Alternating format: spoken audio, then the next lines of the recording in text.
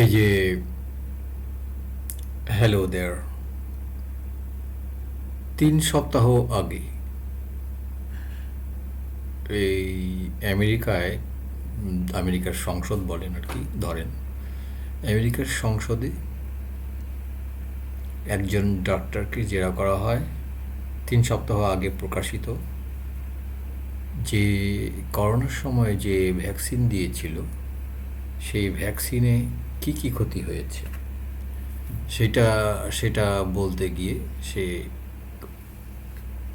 অনেক কিছু বলেছে সেটা আমরা একটু শুনবো and at the same time সে একই সঙ্গে আম,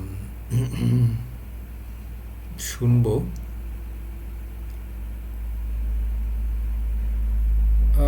সারমর্ম হচ্ছে যে এই ডাক্তারটা প্রমাণ করেছেন যে যে ভ্যাকসিনের কারণে প্রচুর ক্ষতি হয়েছে এবং এই ডাক্তারটা 4,000 রোগীকে সাহায্য করেছেন সেবা দিয়েছেন এবং কি কি ক্ষতি হয় উনি এখানে বলেছেন এটা প্রায় 5 মিনিটের বক্তব্য পুরোটাই শোনা প্রয়োজন কারণ বিশেষ করে ডাক্তারদের শোনা প্রয়োজন টার্মগুলি ডাক্তাররা ভালো বুঝবেন দয়া করে ডাক্তারদের শোনাবেন কারণ এইগুলি কখনো প্রকাশ করা হয় না খুব যেহেতু এই ভ্যাকসিন চক্রান্তকারীরা কেমন করে জানি পুরো সারা পৃথিবীর মিডিয়ার কন্ট্রোলে সেজন্য এগুলি আপনারা পাবেন না কোনো মিডিয়াতে কখনো কেউ বলবে না সেই জন্য আপনার কোনো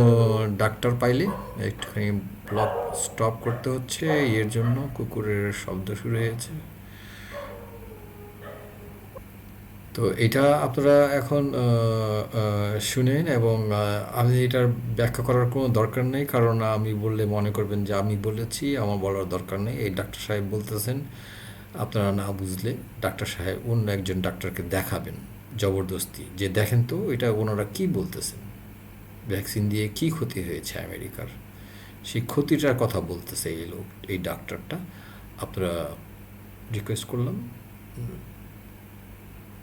আপনাদের ডাক্তারকে বলবেন বা যেই বলবে যে ভ্যাকসিন দিতে হবে তার নাম ধাম লিখে রাখবেন যে এই লোকটা আমাকে ভ্যাকসিন দিতে বলছিল সেজন্য ভ্যাকসিন দিয়েছি এই ধরনের কথা লিখে রাখবেন প্রয়োজনে স্বাক্ষর নেবেন প্রয়োজনে লিখিত নেবেন যে আপনি দয়া করে ভ্যাকসিন নেন এমপ্লয়ার মানে আপনার বস যেই হোক না কেন এগুলো লিখিত নেবেন কে ভ্যাকসিন দিতে বলে আপনাকে তো দেখুন ভ্যাকসিনে কী ক্ষতি হয়েছে সারা পৃথিবীর এখানে শুধু শুনুন এই ডাক্তার মাত্র 4,000 রোগীকে সেবা দিয়েছেন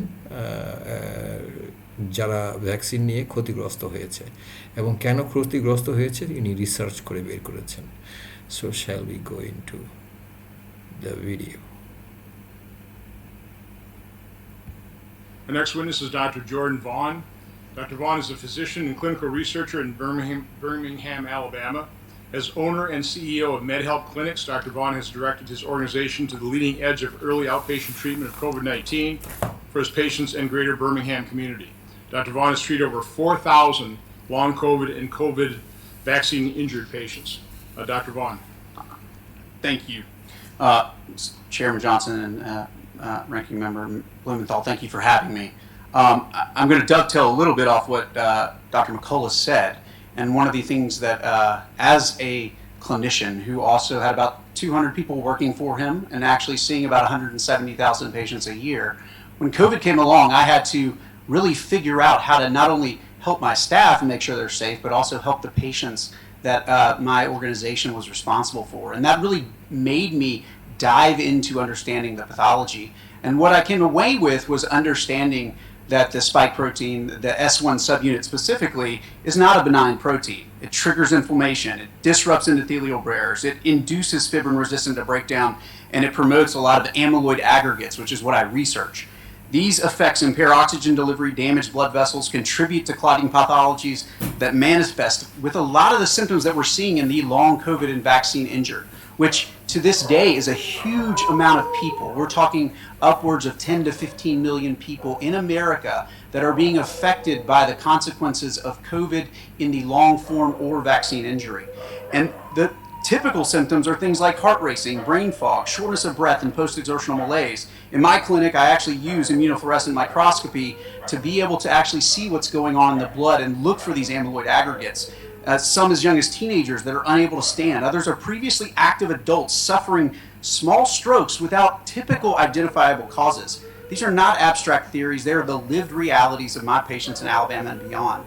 The mRNA injection, heralded as a solution, introduced a novel mechanism, lipid nanoparticles delivering modified mRNA that instructs the cells to produce a stabilized spike protein. Unlike traditional vaccines, this approach resulted in uncontrolled production of the spike protein for an unknown duration and distributes it widely across organs, including the heart, brain, and vasculature, and ovaries and testes. The actual EMA, their assessment of Comirnaty, which is Pfizer's vaccine, noted biodistribution beyond the injection site, contradicting claims that the vaccine stays in the arm. And a recent groundbreaking study using single-cell precision nanocarrier identification revealed LNP accumulation in the heart tissue of mice with adverse proteomic changes in immune and vascular proteins, raising concerns about the cardiac complications that dovetail with what we were seeing when we were looking at the COVID-19 vaccine myocarditis.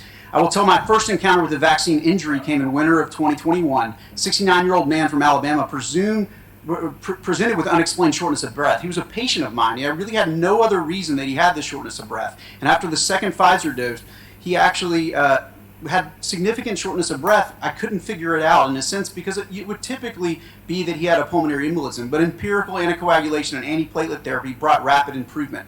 This case prompted deeper investigation that the spike protein's ability to induce fibrin that's resistant to breakdown, activate platelets irreversibly, and damage the inside of our vessels that run to every part of our body and every organ, explained his symptoms and those of thousands more since.